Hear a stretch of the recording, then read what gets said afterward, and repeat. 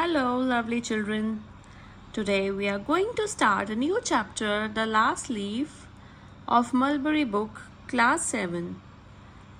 I hope you will like the explanation.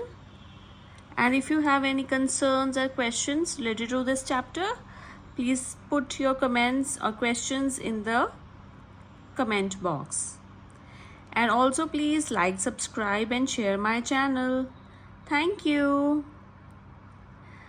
Choose a famous painting to look at. Have a short discussion on why it is well known. Why it well known and what it makes a masterpiece. Let's read a story about an artist and his masterpiece and understand how a thoughtful act can go a long way in spreading hope in moments of crisis. So children, it's a story about an artist. Okay, it shows that the last leaf on a vine is a plant, becomes very important in the story. Okay, so let's start reading the story. In a little district west of Washington Square, where many artists lived, two friends, Sue and Johnny, had their studio at the top of shabby three-story brick building. Although they came from different parts of the country, they shared so many common tastes that they decided to rent a studio together. So, in a small area near Washington Square is in New York. Okay? Many artists lived there. Two friends, Sue and Johnsy, they lived together in a studio. And what is a studio? A studio is a place of work. Okay? Which is in an old, not so nice 3-floor brick house. Okay? Even though Sue and Johnsy were from different places, but they liked the same things, so they decided to share a studio. Okay, so the next is, that was in May. In November, a cold, unseen stranger, whom the doctors called pneumonia, stalked about the colony, touching one here and there with his icy fingers. So, these lines suggest that in November, pneumonia is a serious lung infection. It's a serious lung disease that spread in their area. The author compares it to a cold stranger that touches people and make them sick. Okay, so people in their colony, they all were getting sick with the disease called pneumonia. One of his victims was Johnsy.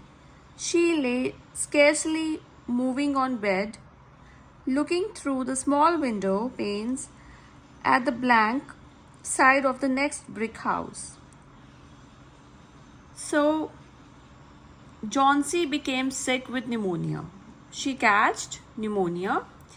She was lying weak in bed, staring out in the window at the empty wall of the next house.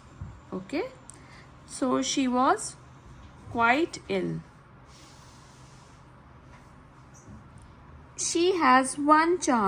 One morning the busy doctor took Sue aside.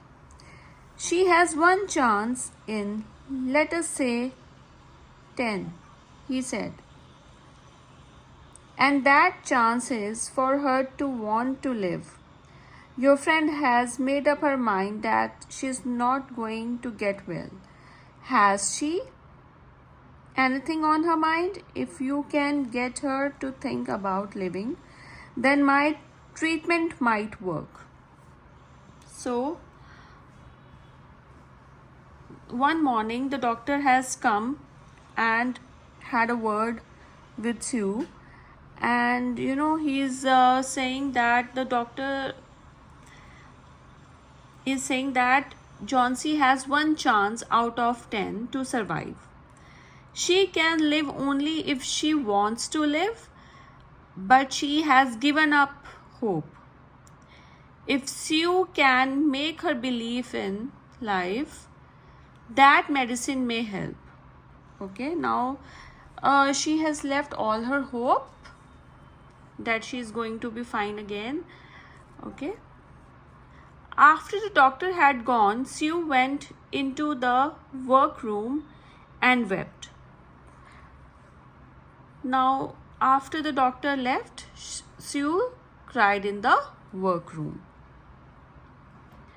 Then, mustering all her effort to put on a cheerful face, she swaggered into Johnsy's room with her drawing board, whistling a jolly tune.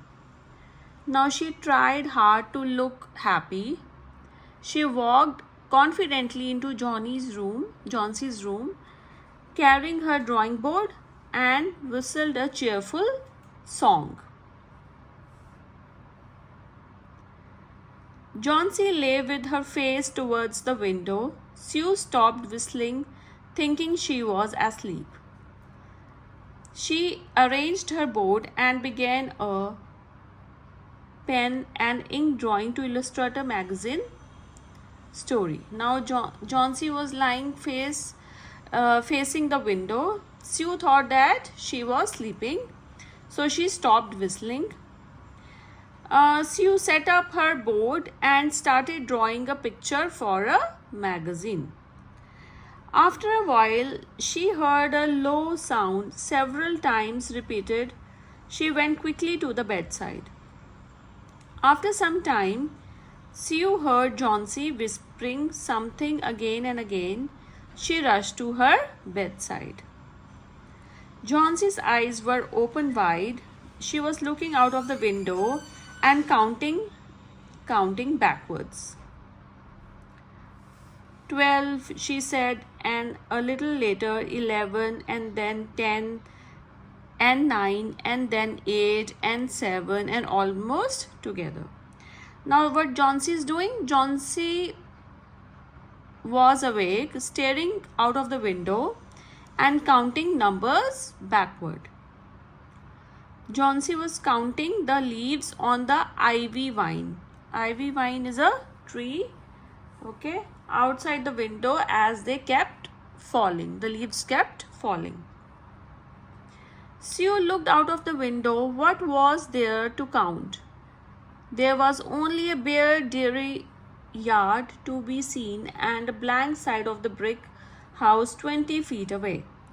Now Sue looked out of the window and she was wondering what Johnsy was counting. Outside there was only a sad looking empty yard and a wall of another house. Okay.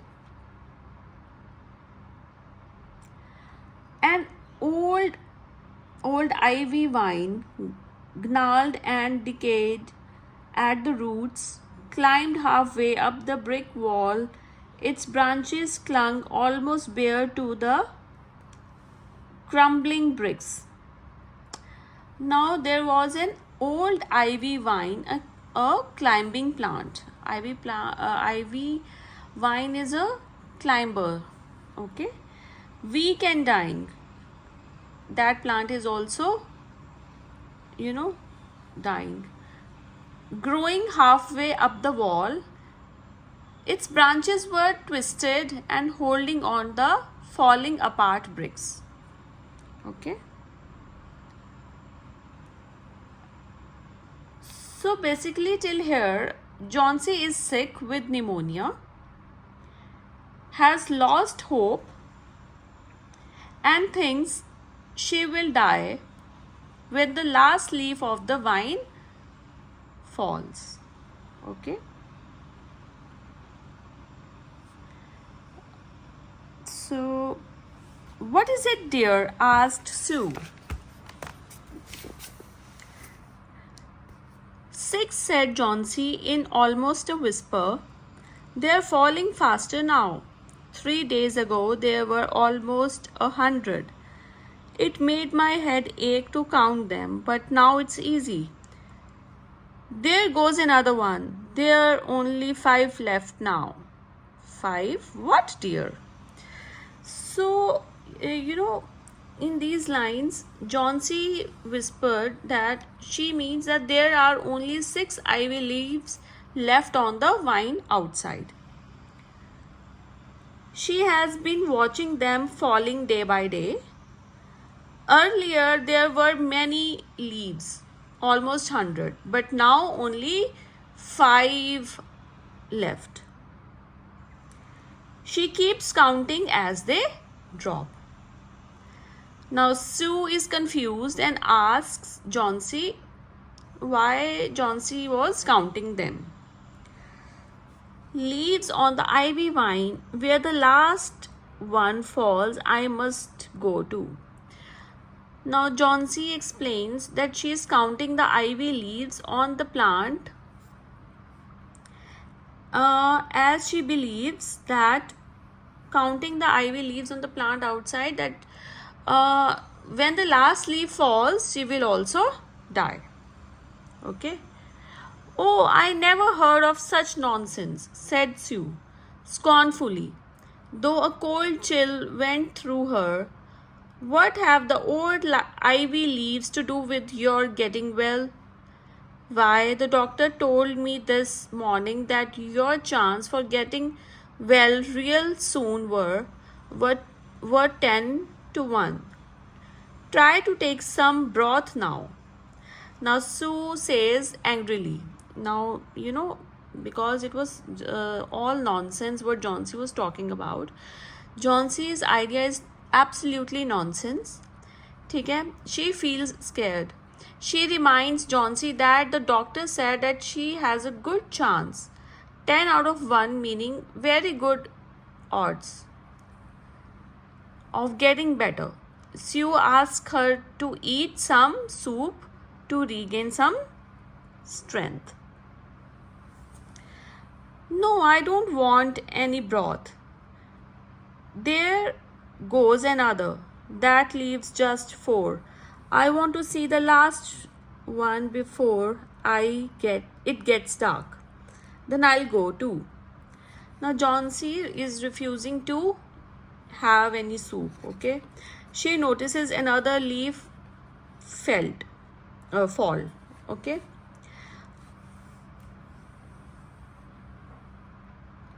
I want to see the last one before it gets dark. Okay, yes.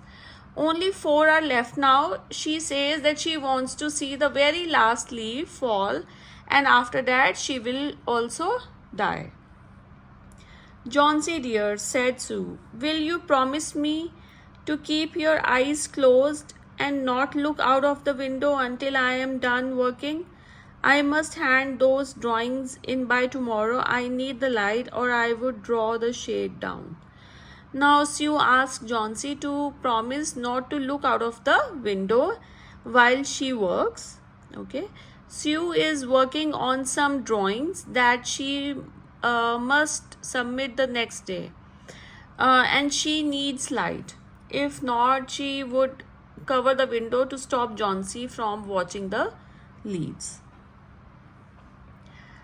Couldn't you draw in the other room? Asked Johnsy coldly.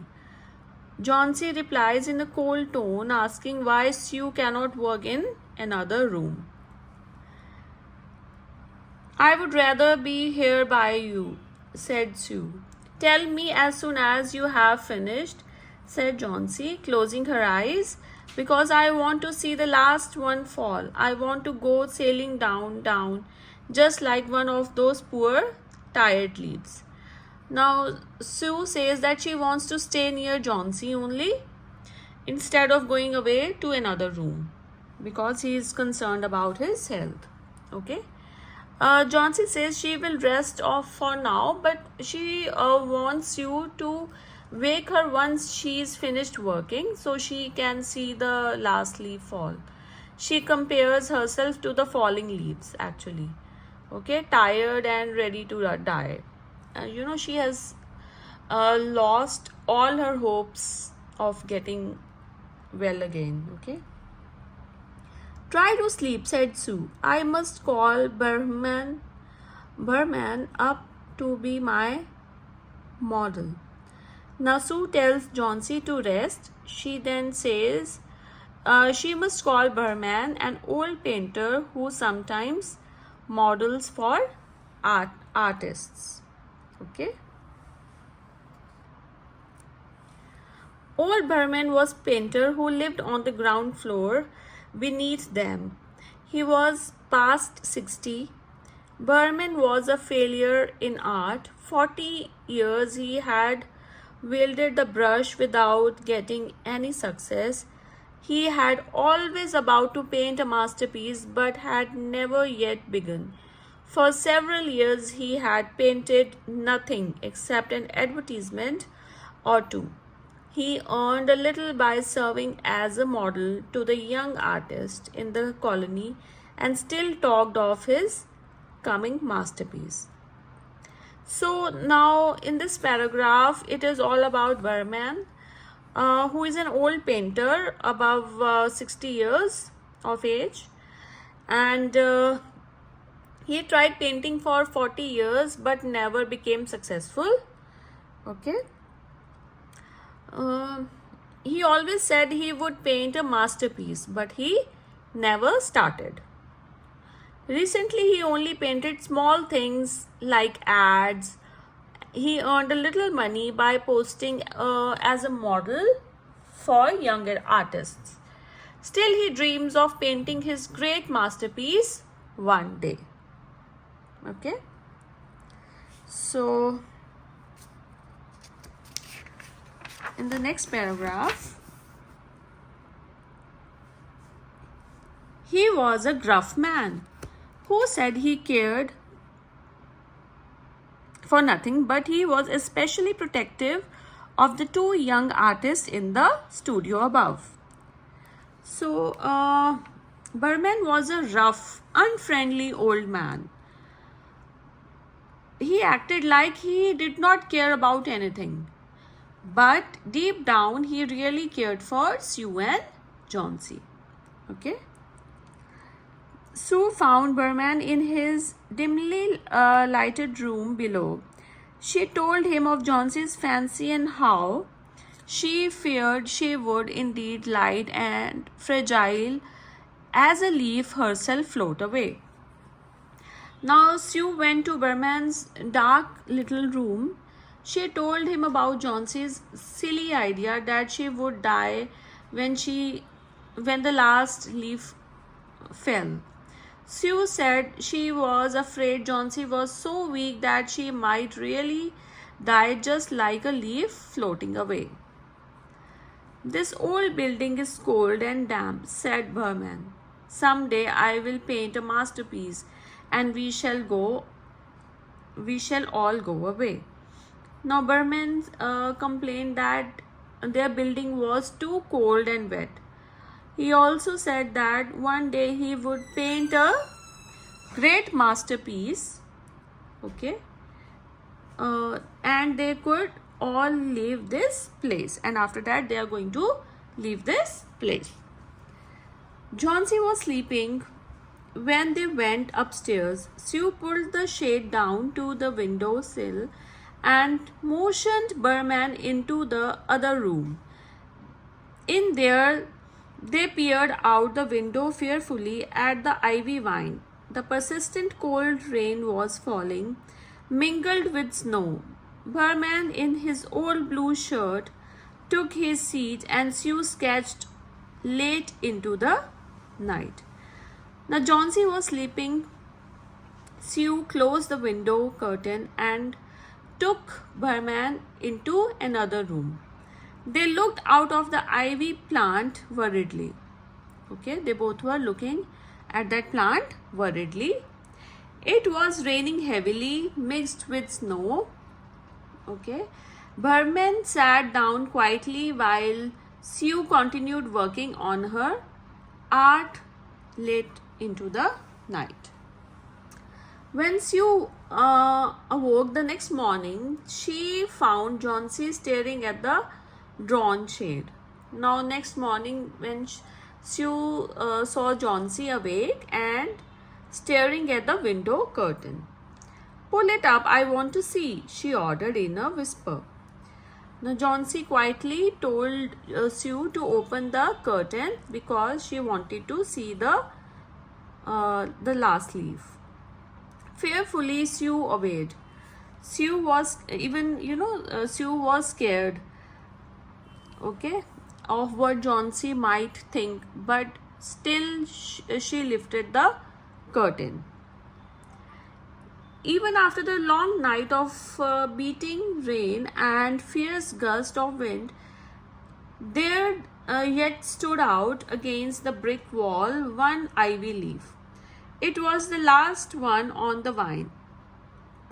It hung bravely from the branch some 20 feet above the ground.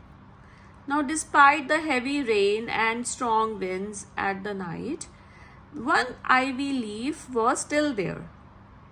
It was the last leaf left, but it was still hanging firmly on the vine. Okay? It was still hanging firmly on the vine. "It is the last one," said Johnsy. "I thought it would surely fall during the night." Johnsy was surprised to see the last leaf. She thought that the last leaf would have fallen during the storm, but it did not fall. Okay.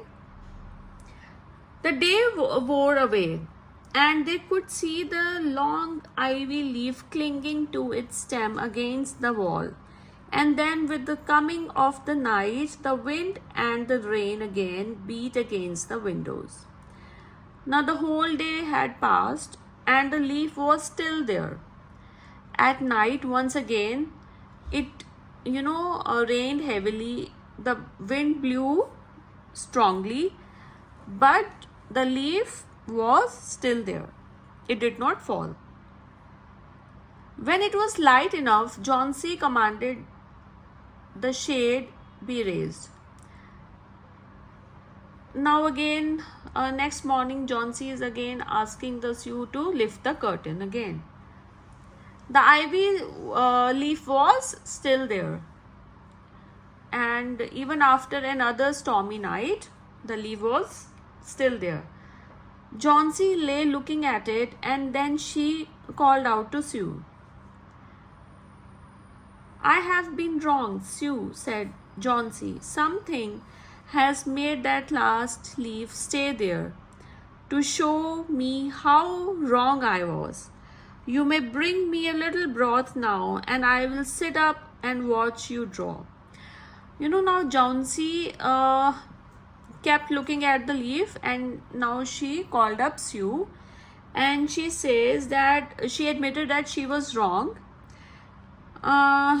She said the last leaf had stayed to teach her a lesson. She no longer wanted to give up on his life. She asked Sue for some food and said she would sit up and watch Sue work. The doctor came in the afternoon, and Sue walked out with him into the halfway as he left. Later, the doctor visited Johnsy when leaving, and he spoke to Sue in the halfway. "Even chances," said the doctor, taking Sue's thin, shaking hand in his. "With good nursing, you will win. And now I must see another case I have downstairs. Berman is his name. Pneumonia too. He's an old, weak man, and the attack is acute. He goes to the hospital today."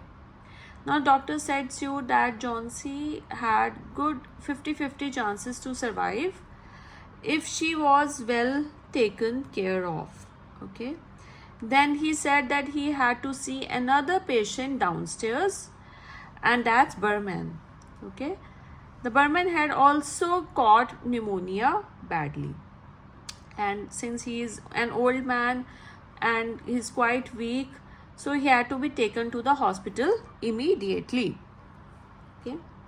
The next day, the doctor said to Sue, "She is out of danger. You won nutrition and care now. That's all."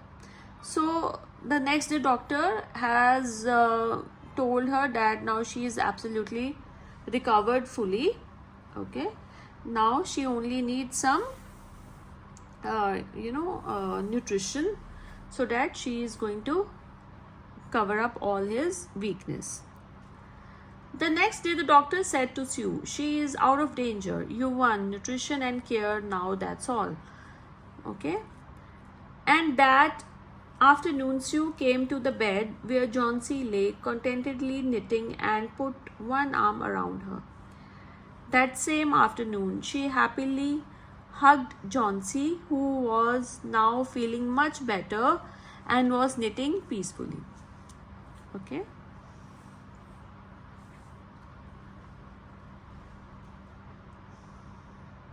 So, I have something to tell you, she said. Mr. Berman died of pneumonia today in the hospital. He was ill only 2 days. The janitor found him the morning of the first day in his room downstairs. His shoes and clothes were wet through and icy cold. They couldn't imagine where he had been on such a dreadful night. And then they found a lantern and a ladder that had been dragged from its place, some brushes and a palette with green and yellow colors mixed on it. And look out of the window, dear, at the last ivy leaf on the wall. Didn't you wonder why it never fluttered or moved when the wind blew? Ah, dear one, it's Berman's masterpiece. He painted it there the night the last leaf fell. So a woman who is a janitor are the person who is looking after the building. She came to tell an important piece of news. Okay. That Berman has passed away today in the hospital because he had pneumonia. He caught the pneumonia, which is a very severe lung infection. And he died so quickly in just 2 days. The building's caretaker found Berman in his room right after he had gotten sick. The people who found him had no idea where he could have gone outside during that horribly cold, storming night. Okay, the people were wondering why he was there, where he was in such a cold, such a stormy night. The mystery of where he had been was solved. Okay, when they saw a lantern is a light. In olden days, people use lanterns to go somewhere in the dark areas during night time. Okay, a ladder that had been moved, paint brushes and a palette. Okay, with green and yellow paint on it. She then tells the sick girl, "Now look closely at one ivy leaf that is still hanging on the wall outside your window, and ask if the sick girl ever found it strange."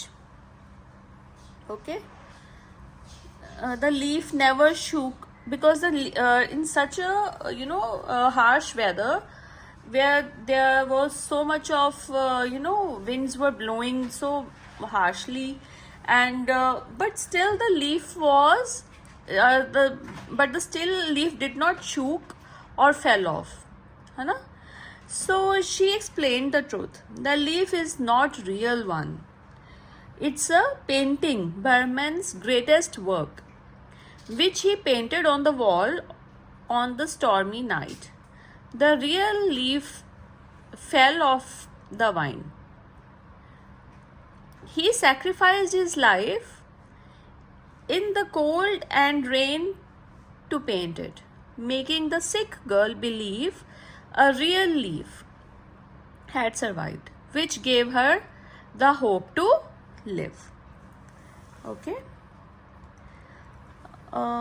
Because that the girl who was who thought that she would die when the last leaf fell would have a reason to keep fighting to live. He died, but his painting saved her life. So this is a very nice lesson with some good morals. Okay. From this chapter, Jhansi was losing hope. She believed that when the last leaf fell, she would die. But when she saw the leaf still hanging on, she realized that she was wrong. That small thing gave her strength to live. So in this, we learn a lesson that even the darkest times, hope can keep us alive. Okay. The old Burman secretly painted a last leaf on the wall during the storm. He did it in the freezing cold, which made him very sick, and he died. His masterpiece was not a great painting in a gallery, but that single painted leaf which saved Jhansi's life. So it means that that real love means sacrifice. Okay, so he sacrificed to save Jhansi. Jhansi's fear was killing her faster than her illness. Once she believed that the leaf was strong, she also became strong. So the lesson here you learn is our thoughts shape our reality. If we think positive, we can fight even big problems also. Right? And there is another lesson that true art has the power to inspire, heal, and save lives. Burman always wanted to paint a masterpiece. Finally, his masterpiece was a leaf. So real that Jhansi thought it was true. That leaf gave her the will to live. So it's a story. This story teaches us that hope, love, sacrifice, and kindness are stronger than fear and sickness. The Burman's painted last leaf became symbol of courage and life. So it's a good story and with good morals. I hope you like the story. Thank you very much, children. Have a great day.